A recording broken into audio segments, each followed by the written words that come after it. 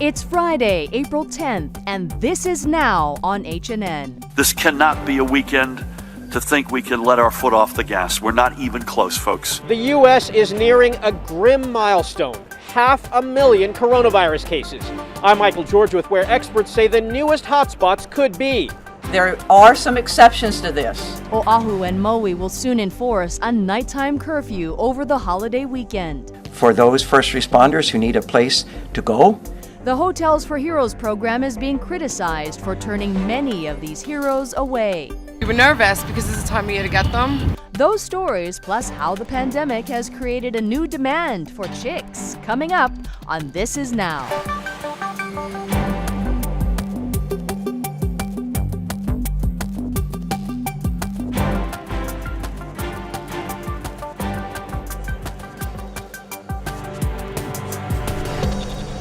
Good afternoon, everyone. I'm Jonathan alongside Mahia here. We have some breaking news we want to get to from the Department of Health. There's another death being reported. That's right, Jonathan. A seventh COVID-19 fatality is being reported in Hawaii as the number of cases of the disease grows by 22, bringing the total in Hawaii to 464.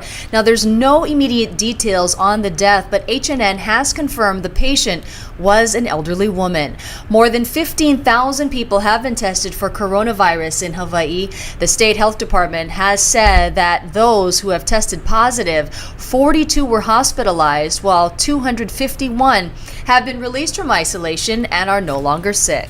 We want to turn now to the national news. The U.S. is now closing in on 500,000 coronavirus cases. The death toll now more than 18,000. New York remains the epicenter. We got Michael George there reporting. He filed this.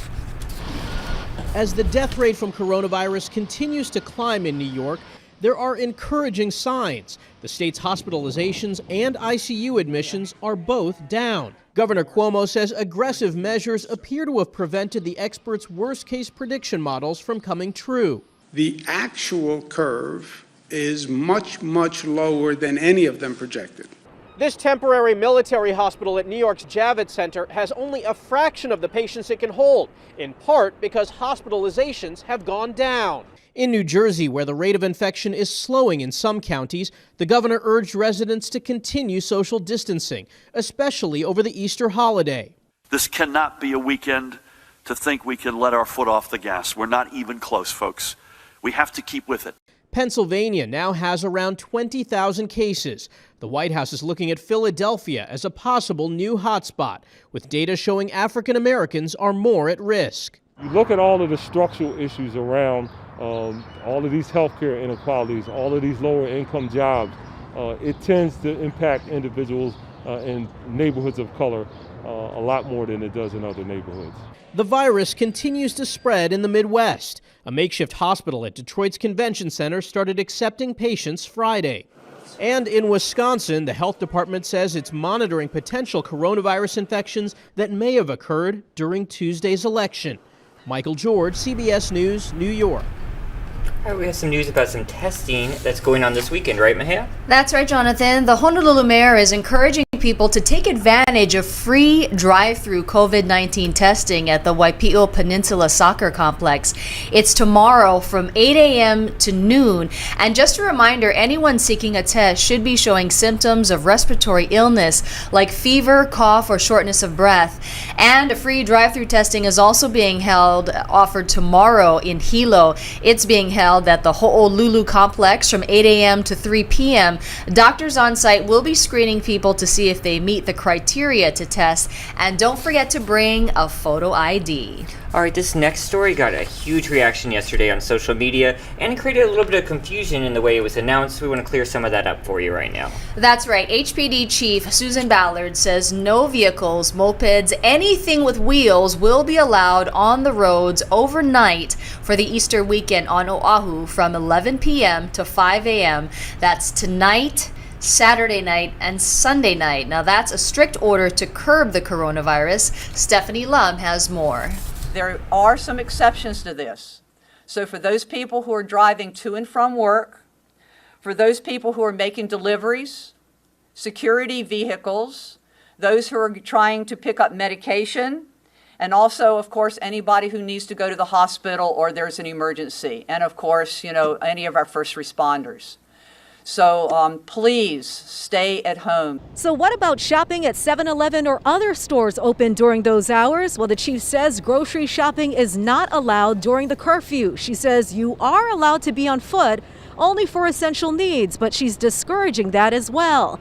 And HPD will be cracking down at closed city beach parks too. People have been allowed into parks only to swim or surf. Well, today Ballard emphasized people are not allowed to run on the sidewalks along the parks or along the beach. She says walkers and runners will only be allowed to do so below the waterline. Otherwise, they will risk getting a citation. If you want to be absolutely certain, go where the water is washing in and out. Run along there, walk along there. Otherwise, you're starting to move up the beach. At some point, you're going to be in the park, and that is a clear violation. If you have any questions, stay in the water. And back to the curfew, Chief Ballard says that this weekend is a trial period. She may decide whether or not to expand or extend it through the end of this month. She'll make the decision by Monday. Reporting from Kalihi, Stephanie Lum, Hawaii News Now. Thanks, Stephanie. Meanwhile, Kauai already has an overnight curfew, and Maui County is implementing the same 3-night curfew as Oahu starting this Friday from 11 at night to 5 in the morning. Maui police also say they've written 156 citations in the past week relating to the stay-at-home order. Officers used drones today to remind beachgoers of the emergency mandate. And starting Saturday, MPD will conduct roving checkpoints. Yeah, that's interesting that they're using drones now, even getting into action there to enforce this. So we'll have to see how it all pans out this weekend. I know last weekend Rick Daysog did a story that folks were really not abiding by those stay-at-home orders. So maybe the stricter rules? Clamping down, so stay home. And it's so tempting with the holiday weekend to put the barbecue out there. It Don't is. do it. Even Bishop Silva said, of the Catholic Church, said that people were asking him to come in person, and he said, no, everyone has to stay home. Well, you're working on an interesting story for this evening, right? Maui Memorial Hospital in the news again? That's right. Well, as it was reported a couple of days ago, Maui Memorial is now dealing with that cluster of 15 COVID cases. Those 15 people from Maui Memorial are now in isolation. But what happened is that it actually closed down the oncology department for 2 days. And so yesterday, amidst a much angst and trepidation, there is now 5 Oahu nurses from Kaiser Moanalua who have flown from Honolulu to Kahului, and they just started work today at Maui Memorial. And this was incredible information from Charmaine Morales. She's the executive vice president of UNAC. That's the union that represents the nurses at Maui Memorial. And here's what she had to say about what they're going to be doing. Well, they're going to be giving the chemo treatment because you need to have an ONS card, right? So it's making sure they would be doing those treatments.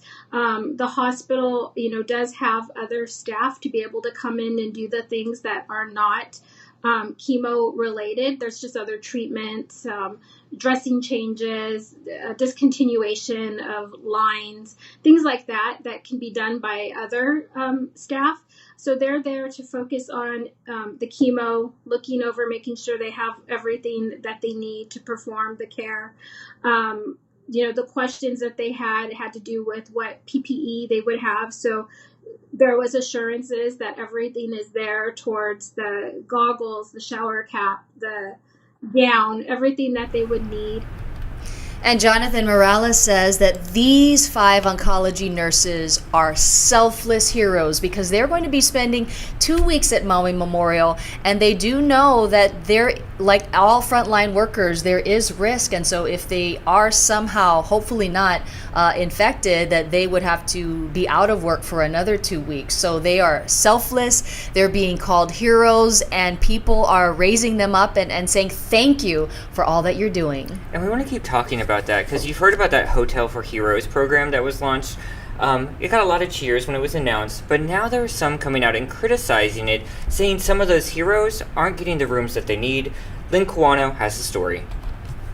It was touted as a way to keep families of first responders safe, but it seems just days into the program, many who need it are being denied and others are confused by the process. Coming through. It sounded like the perfect plan for a Kaiser nurse who pitched this tent in her garage 2 weeks ago to distance from her family. One of my daughters has seizures. My husband has asthma, and then I have my mother who is 75 years old who also lives with me. So they're all high risk. She was given conflicting reasons as to why she was denied. Other rescue workers call the program too restrictive after 2 firefighters from different shifts at Station 32 in Kalihi tested positive. Their co-workers were placed in temporary quarantine and wanted rooms to distance themselves from loved ones. But a memo from HFD shows personnel who are deemed exposed, tested for COVID-19, are under the exposure protocol or have been placed in self-isolation or self-quarantine are not eligible. Honolulu's mayor had a different take describing the program. Hotel for heroes, for those first responders who need a place to go, should they have to be quarantined or to be away from their families. No paramedics, EMTs, and no lifeguards in Honolulu have even applied. Shopo, the police union, is coordinating for officers and says some might still use it to sleep closer to their assignments. The Hotel and Lodging Association, which organized the program, says it was never intended for people in self-quarantine or isolation and says that was clearly communicated to first responder leadership. I'm Lynn Kawano, Hawaii News Now. All right, thanks for that report, Lynn. In a humble sign of obedience, Pope Francis prostrated himself for a few minutes on the floor of a nearly empty St. Peter's Basilica in a Good Friday service where the papal preacher said the coronavirus has reminded people that they are mortal, not all-powerful. The solemn prayer service was held like all Holy Week ceremonies at the Vatican this week without rank-and-file faithful as part of containment measures against the virus spread. All right, here at the HNN Digital Center, we have the resources to check in with reporters all across the globe. I sort of edited together a little wrap-up, and I want to start in Japan, and where this reporter is talking about the Philippines as well, and we're going to take you all over Europe. Let's listen in. The number of coronavirus cases is rising in many parts of the world. It's certainly the case here in Japan, and it's also true in the Philippines, where we're learning that doctors and nurses are putting themselves at increasing risk because of what the Philippine Medical Association president tells CNN is a lack of personal protective equipment. He says that 21 medical personnel have died. That accounts for around 1 in 10 deaths in the Philippines as a result of novel coronavirus. Now, of course, that situation is not unique. Medical workers everywhere are putting themselves at risk. But in the Philippines, you have a lot of people living in very unsanitary, dangerous conditions. The slums of the Philippines, if you've ever been there are people who are packed into one tiny room. It is a breeding ground, potentially, for infection. When those people go to the hospital and the doctors and nurses don't have the protective equipment they need, the results can be really catastrophic, and that's why you see the numbers rising there. Will Ripley, CNN, Tokyo. I'm David McKenzie in Johannesburg. Just listen to this statistic. In 43 countries in Africa, there are only 5 ICU beds per million people. That compares to 4,000 per million in Europe. And that is why, across this continent, leaders have taken decisive action to shut down their economies and close their borders. Here in South Africa, they've announced a 2-week extension on a 21-day lockdown. The president here is saying that they have to take these drastic steps in order to slow the virus, otherwise it could really devastate the health infrastructure. I'm Scott McLean in Madrid, where officials are preparing to ease restrictions on the national lockdown after Spain recorded its smallest increases in both active cases and deaths in weeks. Though the health minister is warning that Spain is not in its de-escalation phase quite yet. This country will be under mandatory stay-at-home orders until at least April 26th. Meanwhile, a CNN analysis has found that the true death toll is likely much higher than the official numbers suggest, not only in Madrid, but also in the neighboring region of Castilla-La Mancha, by almost 1,000 deaths in March alone. I'm Ben Wiedemann in Rome, where Prime Minister Giuseppe Conte is expected to announce that the nationwide lockdown, which has been in place since the 8th of March, will be extended all the way through the 3rd of May. Italy's coronavirus numbers are gradually improving, but the fear is that if the lockdown is lifted too abruptly or too early, there will be a second wave of a disease which has, until now, killed more than 18,000 people. I'm David Culver in China, where the government has issued a new draft list of livestock that can be farmed for meat. The list includes pigs, cows, chickens, and sheep. The coronavirus is suspected to have originated from wild animals in a Wuhan wet market. The consumption of wild animals is not common in most of China, but there is a highly lucrative trade, especially in the country's south. The new draft list does not mention any of the animals that scientists suspect might have spread the virus to humans, such as pangolins, bats, or civet cats. Dogs are also absent from the list of livestock, which, if formally enforced, would lead to China's first countrywide ban on their consumption. It would be a victory for animal rights activists. The draft has yet to be finalized. All right. Let's get back to here at home. We got some news regarding if you're grocery shopping next week, some stores are having some new rules going into place. That's right. Starting on Monday, Foodland will require all employees and customers to wear masks in stores, and only 2 people per family will be allowed in at a time. This is all part of a continuing effort to keep Foodland stores open and clean. The coronavirus has also forced paramedics to change the way they respond to calls and transport people for care. Our Casey Lund is with Honolulu EMS to show us how they've adapted. Of course, Honolulu EMS cleans their ambulances every single day, but since COVID-19, they've had to step things up. They bring in private contractors now to deep clean and sterilize every surface inside this ambulance. One of their most powerful tools is the steam cleaner, blasting water vapor over 200 degrees on every square inch. It's definitely a new normal that we're seeing out there. Every piece of equipment the paramedics use gets special attention because every call they go on comes with special risk. They're donning their PPEs, they're going in not knowing if that person does have COVID-19. So it's a bit stressful right now, but the crews, they're doing an incredible job going in, taking care of these patients and getting them to the hospital. They're the tip of the medical spear. EMTs are often the true first responders to this pandemic, and that can take a mental and emotional toll. Regardless if there's a pandemic or not, we just want to be here for everybody. It's really, right now with all this stuff going on, we are very anxious, we're worked up, we're scared. We could be going to somebody who's walking through the store, falls and trips, and we don't know if they have COVID-19 or not. EMS workers say they're grateful for the outpouring of love, aloha, and support they've received from the public. They've been given coffee, treats, and other gifts, but ask for only one gesture. Please stay at home. Please don't be out if you don't need to. Please only call 911 for medical emergencies. There's other resources that you can call if you think that you have COVID, but please stay at home for us and for my friends and my family. It's a difficult time, it's stressful. They do have family, they have loved ones that they have to go home to.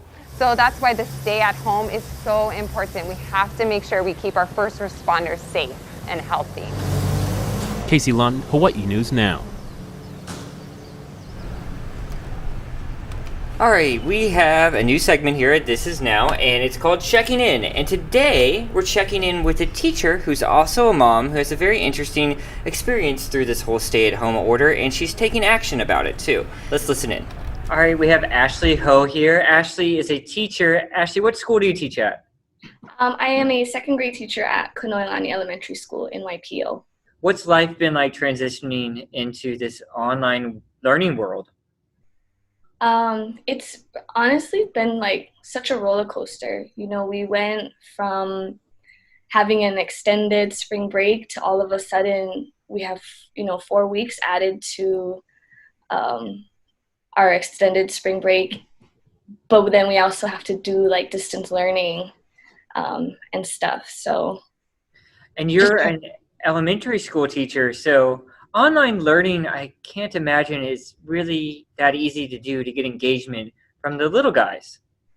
It's not, and it's really not equitable either, right? Because not every student has a device that they can use for digital learning and things like that. So it's just really hard in reaching the parents, and some are essential workers, some are not, some are kind of like engaged in the learning. They want their kids to learn, and others are like, well, like we can do the best that we can. And I mean, that's really all we want too, is for parents, for students just to do their best. Out of your class size, how many people are in your class? How many are you actually getting to have engagement with every day? So I have 21 students, and I have since I started my distance learning Last week was kind of our practice week. I've had about 6 or 7 kids get on. Other ones we created a packet, our grade levels created packets, and they've been doing that too. So the learning's still happening, you know? And then, but the resources, obviously this is the first time for everyone going through this. You guys have developed something special to help with that. Describe that toolbox that you're making, that resource that you're making available. Oh yeah, for sure. So the first few weeks were really tough for me, and I was talking to my husband about it, and he was like, he's a web designer. Oh, So nice. he's like, you should, you know, make a website and like have teachers like come together on it. And I was like, can I do that? And he's like, well, give me your ideas and, you know, he can put it into motion. So I was like, okay, I want to create this space where teachers can come together statewide. So all the islands, and just be able to ask each other questions and use each other as resources where, you know, this is the perfect time for all of us to connect right now. And we all have one common goal, which is to reach out to our students and, you know, make them feel loved, make them feel safe, and be able to teach what we still want to, and things like that. So the Hawaii Distance Learning Forum was created. Teachers just have to register, log on, and there's questions there, there's topics, and then people are like teachers are connecting like all over the island and responding to each other, and it's All ages, right? It's any teacher. any teacher. We have up to high school, and the special thing about it, what is so unique about it, it's for teachers only in Hawaii and public school teachers. So it's, you know, we're all going through the same thing, and I reflect on like my principal's word of unity, Principal Stacy Kunihisa, and how she has really emphasized the word unity and just bringing everyone together. And I just wanted us to have a space, I guess, that we could do that. Give me some of the examples of questions or solutions you've seen happen come full circle since it's launched. Yeah, so a big question was how are schools doing distant learning, and how does that look? And so, you know, some schools are making packets and they're offering the packets at the breakfast pickup because their school allows that. Some schools are doing like Google Classroom, other schools have websites, and it's like every teacher kind of has their own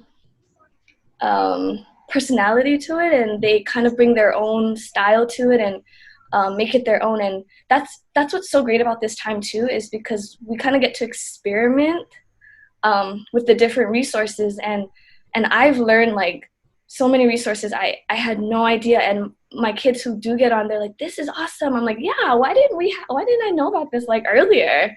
But it's perfect. And for example, for me, Google Classroom has been like great, you know, and it's easy for them to respond. It's the Google Forms and everything like that. It just amazed me. And how long of a time frame? You created this 2 weeks ago, pretty much today, right? Well, it was kind of in the development, so we launched it last week, Monday. Okay. I kind of just let my teacher friends know. I said, hey, like there's this resource, and since then we've gotten over, I think, 20 schools. We have over 50 teachers on, hoping to reach more. We started a Twitter, we started Instagram, we have a Facebook page, and it's really, for me, so when I started, I was like, okay, like so we can all come together, we can, what's the word? Create a hub, right?